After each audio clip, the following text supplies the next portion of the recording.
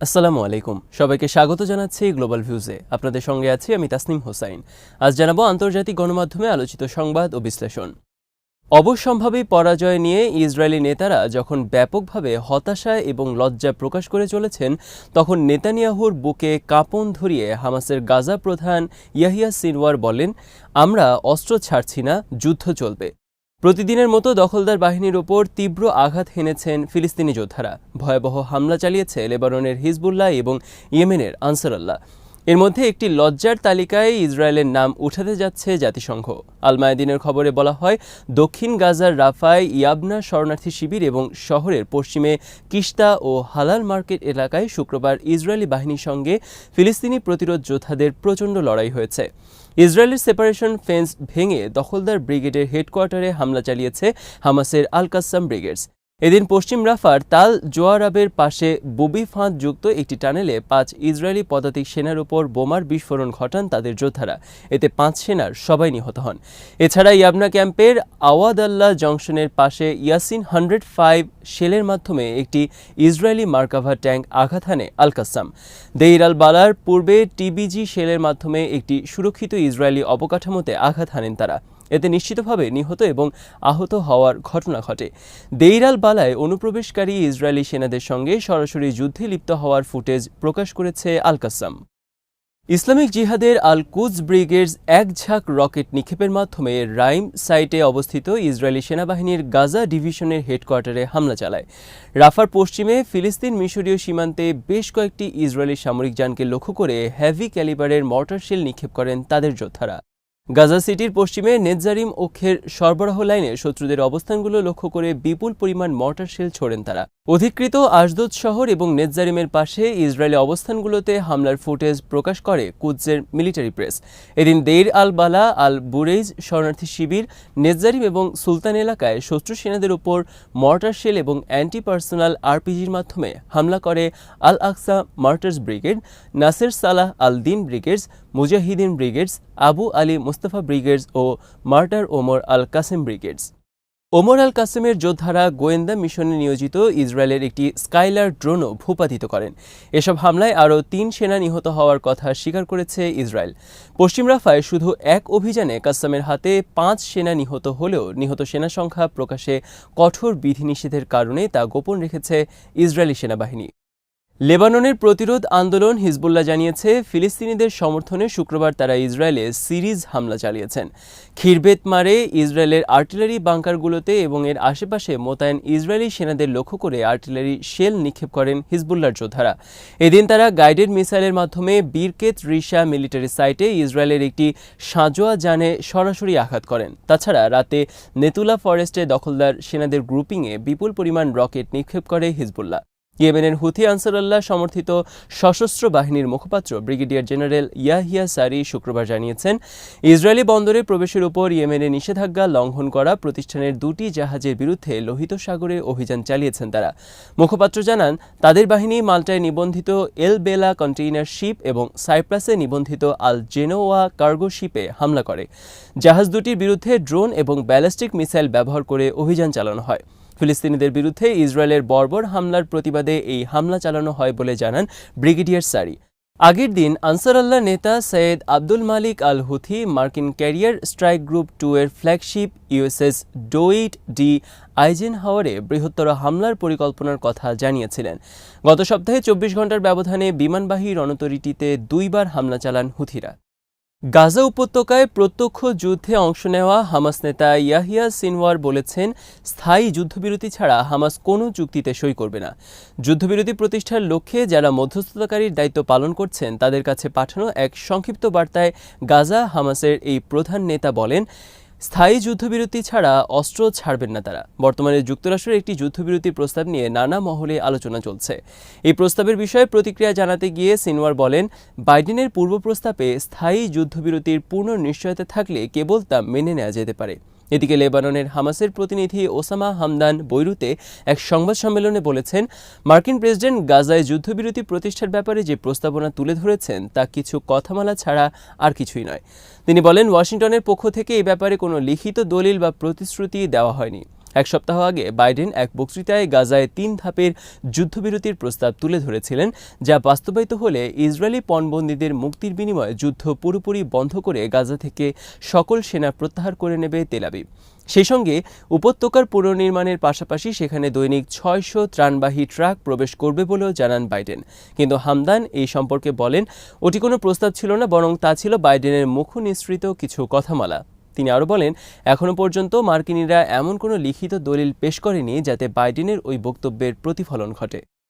Al Jazeera জানিয়েছে, সশস্ত্র সংঘাতে শিশুদের উপর বর্বর আচরণ করা দেশগুলোর তালিকায় ইসরায়েলকে অন্তর্ভুক্ত করতে যাচ্ছে জাতিসংঘ। গাজায় ইসরায়েলি হামলায় হাজার হাজার শিশু নিহত এবং আহত হওয়ার প্রেক্ষাপটে দেশটিকে লজ্জার কালো তালিকায় যুক্ত করার এই সিদ্ধান্ত নিয়েছে বৈশ্বিক সংস্থাটি। জাতিসংঘের মহাসচিব প্রতি বছর নিরাপত্তা পরিষদে একটি প্রতিবেদন পাঠান, যেখানে বিশ্বব্যাপী সংঘাতে শিশুদের বিরুদ্ধে সহিংসতায় সম্পৃক্ত পক্ষগুলোর তালিকা দেওয়া হয়। এতে শিশুদেরকে হতাহত করার প্রমাণ এবং তাদের বিরুদ্ধে যৌন সহিংসতার তথ্য থাকে। জাতিসংঘ মহাসচিবের চলতি বছরের প্রতিবেদনটি আগামী 14 জুন নিরাপত্তা পরিষদে উপস্থাপন করা হবে। তবে তার আগেই জাতিসংঘে ইসরায়েলি রাষ্ট্রদূত গিলাদ এরডানকে বিষয়টি আনুষ্ঠানিকভাবে জানিয়ে দেওয়া হয়েছে। ফিলিস্তিন এই সিদ্ধান্তে সন্তোষ প্রকাশ করলেও ক্ষোভ জানিয়েছে নেতানিয়াহু প্রশাসন। গিলাদ আরদান এক্সে এক পোস্টে এই পদক্ষেপকে লজ্জাজনক বলে অভিহিত করেছেন। ইসরায়েলের প্রধানমন্ত্রী বেনিয়ামিন নেতানিয়াহু এই সিদ্ধান্তের প্রতিক্রিয়ায় বলেন, হামাসকে সমর্থন করে সংস্থাটি নিজেকে ইতিহাসের কালো তালিকায় অন্তর্ভুক্ত করেছে। ফিলিস্তিনের প্রেসিডেন্ট মাহমুদ আব্বাস জাতিসংঘের সিদ্ধান্তে সন্তোষ প্রকাশ করে বলেন, অনেক আগেই ইসরায়েলকে কালো তালিকায় যুক্ত করা উচিত ছিল। ইসরায়েলের অবশ্যম্ভাবী পরাজয়ের কথা নির্দ্বিধায় বলতে শুরু করেছেন দেশটির রাজনীতিবিদ এবং সামরিক বিশ্লেষকরা। বিভিন্ন দৈনিকেও এই নিয়ে মন্তব্য প্রকাশিত হচ্ছে। ইসরায়েলের ডানপন্থী দল ইসরায়েল বেইতিনু পার্টির নেতা আভিগদোর লিবারম্যান শুক্রবার বলেছেন, 8 মাসের যুদ্ধে আমরা পূর্ণাঙ্গ বিজয়ের পরিবর্তে পূর্ণাঙ্গ লজ্জা অর্জন করেছি। যুদ্ধ পরিচালনায় সরকারের ব্যর্থতার কথা উল্লেখ করে তিনি বলেন, সরকারের কর্মকাণ্ডে মনে হচ্ছে উত্তরে তারা হিজবুল্লাহর কাছে আত্মসমর্পণ করেছে, প্রতিরোধ সংগঠনটি যা ইচ্ছা তাই করে যাচ্ছে। ইসরায়েলের রিজার্ভ বাহিনীর মেজর জেনারেল এবং সামরিক বিশ্লেষক আইজেক ব্রিগ জেরুজালেম পোস্টকে বলেছেন, হামাসের সঙ্গে যুদ্ধে ইসরায়েল ব্যর্থতার মুখোমুখি হচ্ছে এবং হিজবুল্লাহর বিরুদ্ধে যুদ্ধেও একই পরিণতি ভোগ করতে হচ্ছে। ছোট এবং দুর্বল সেনাবাহিনী দিয়ে জয় সম্ভব নয় উল্লেখ করে ব্রিগ বলেন, দিন যত যাচ্ছে আমাদের পরিস্থিতি তত খারাপ হচ্ছে। ইসরায়েলের পররাষ্ট্র বিষয়ক কমিটির সাবেক চেয়ারম্যান জভি হাউসার দেশটির চ্যানেল 12কে বলেছেন, উত্তরের পরিস্থিতি মোকাবেলায় সেনাবাহিনীর তেমন কোনো প্রতিক্রিয়া নেই। বসতি স্থাপনকারীদের সাগরে নিক্ষেপ করার ভয় একসময় তাদের মন থেকে চলে গিয়েছিল, কিন্তু সেটি আবারও দৃঢ়ভাবে উদিত হয়েছে। দেশটির রাজনৈতিক বিশ্লেষক সামি পেরেজ দৈনিক হারেজে উপসম্পাদকীয়তে লিখেছেন, সরকার কূটনীতি, নিরাপত্তা কিংবা অর্থনীতি কোনো সাফল্য তো অর্জন করতে পারেনি, তার উপর প্রতিটি ক্ষেত্রে ব্যর্থতার একটি দীর্ঘ সিরিজ উপহার দিচ্ছে।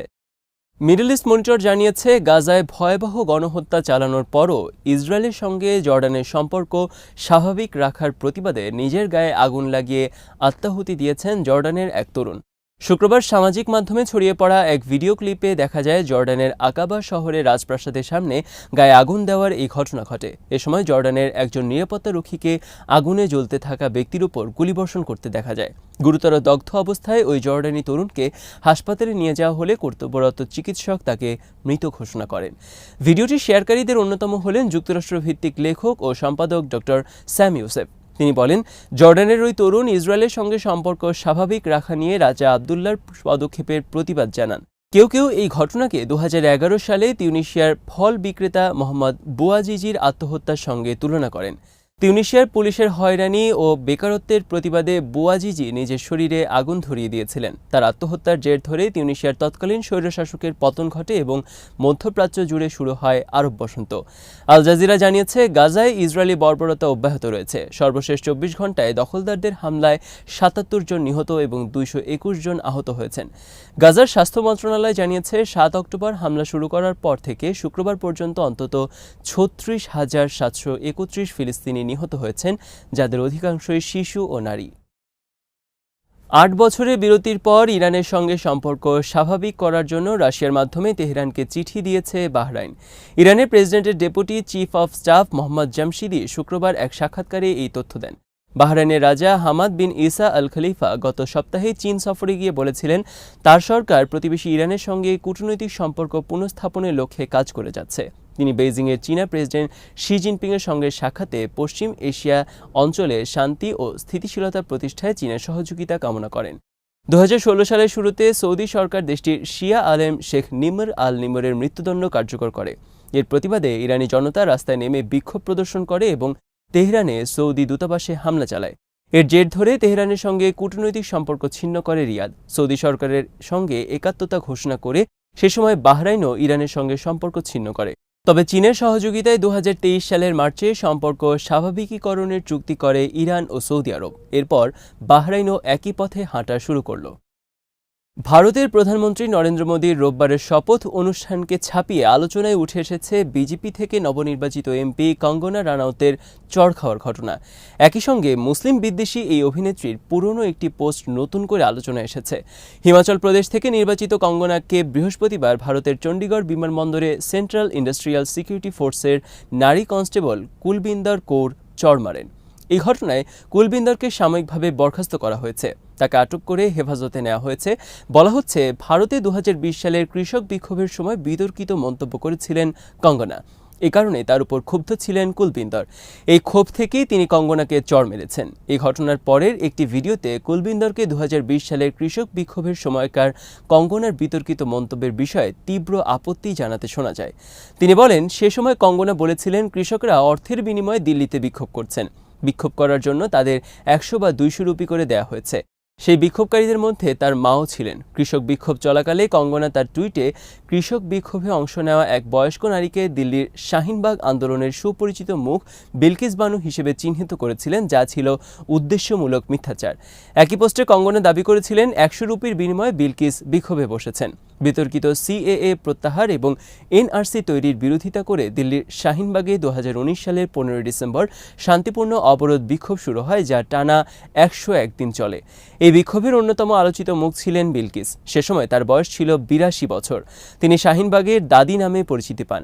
পরবর্তী সময়ে তিনি টাইমস সাময়িকীর 2020 সালের 100 প্রভাবশালী ব্যক্তির তালিকায় স্থানও পান। পোস্টটি দেওয়ার পর অপতথ্য ছড়ানোর কারণে কঙ্গনা তীব্র সমালোচনার মুখে পড়েন। পরে পোস্টটি মুছে দিতে বাধ্য হন তিনি। এদিকে কঙ্গনাকে থাপ্পড় মারা কুলবিন্দরের জন্য 1 লাখ রুপি পুরস্কারের ঘোষণা করেছেন শিবরাজ সিং নামে পাঞ্জাবের এক ব্যবসায়ী। বলিউডের জনপ্রিয় সঙ্গীত পরিচালক বিশাল দাদলানি বলেছেন, কুলবিন্দরের চাকরি চলে গেলে তিনি চাকরির ব্যবস্থা করবেন। তাকে আইনি সহায়তা দেওয়ার কথাও জানিয়েছেন বিভিন্ন সংস্থা ও ব্যক্তি। আজ এখানেই শেষ করছি। সবাই ভালো থাকুন, সুস্থ থাকুন আর দেখতে থাকুন বিডি ভিউজ। চ্যানেলটি ভালো লাগলে সাবস্ক্রাইব করুন। সংযুক্ত থাকুন আমাদের ফেসবুক পেজে। আল্লাহ হাফেজ।